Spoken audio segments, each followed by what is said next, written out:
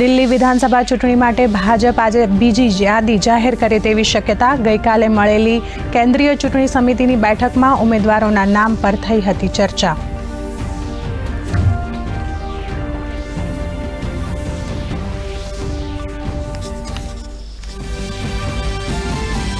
દિલ્હી ચૂંટણીમાં ઝૂંપડા વસાહતો પર ભાજપનું વિશેષ ધ્યાન। ગૃહમંત્રી અમિત શાહ આજે ઝૂંપડા વસાહત પ્રધાન સંમેલનને કરશે સંબોધન।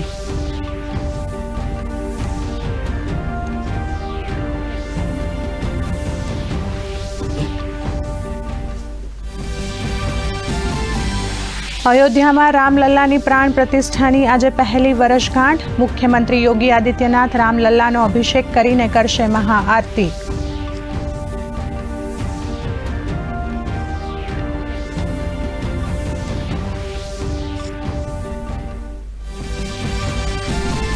પંજાબમાં કાયદો અને વ્યવસ્થા સંપૂર્ણપણે પડી ભાંગી। આમ આદમી પાર્ટીના ધારાસભ્ય ગુરપ્રીત ગોગીની હત્યા। અજાણ્યા શખ્સે મારી ગોળી। તપાસ ચાલુ।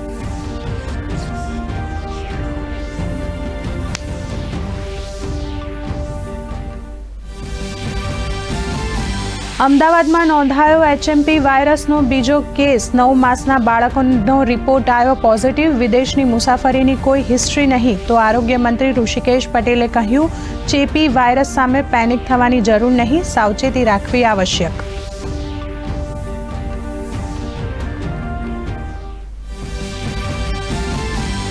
સુરતની ગાર્મેન્ટ ઇન્ડસ્ટ્રીને મળશે વેગ। શહેરમાં પ્રથમવાર જેપેનીઝ ટેક્સટાઇલ પ્રિન્ટિંગ મશીન કરાશે ઇન્સ્ટોલ। આ મશીનરીથી એક્સપોર્ટ લેવલના કપડાનું કરી શકાશે ઉત્પાદન। તો ઝીરો ડેમેજ કારણે ઉત્પાદનમાં પણ થશે ધરખમ વધારો।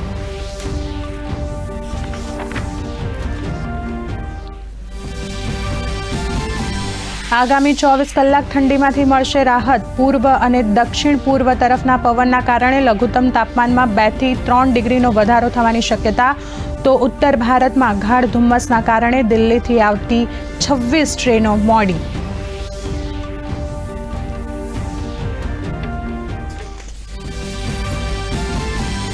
અને અમેરિકામાં રાષ્ટ્રપતિ પદના શપથ અગાઉ ડોનાલ્ડ ટ્રમ્પને મળી મોટી રાહત। કોર્ટે હશ મની કેસમાં ટ્રમ્પને બિનશરતી છોડી મૂક્યા।